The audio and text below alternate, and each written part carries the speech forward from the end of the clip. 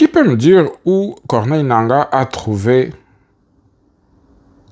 4 300 000 $ pour acheter un carré minier ou avoir des participations dans un carré minier dont on parle ces derniers jours?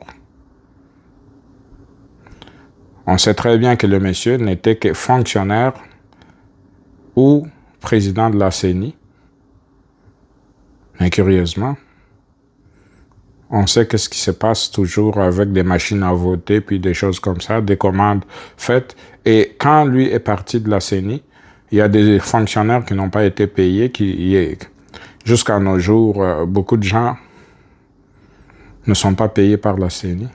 Mais le président, lui, il a pu avoir 4 300 000 pour acheter ce carré minier. C'est très compliqué au Congo. Et aujourd'hui, on parle de cette histoire sans nous poser la question primordiale de savoir où il a trouvé l'argent pour acheter ce carré minier. Et ça se passe beaucoup dans ce milieu-là. Puis que ce soit des ministres, que ce soit dans des entreprises, des gens détournent allègrement et puis transfèrent ces argents-là dans d'autres business et puis que personne ne pose de questions d'où provient cet argent.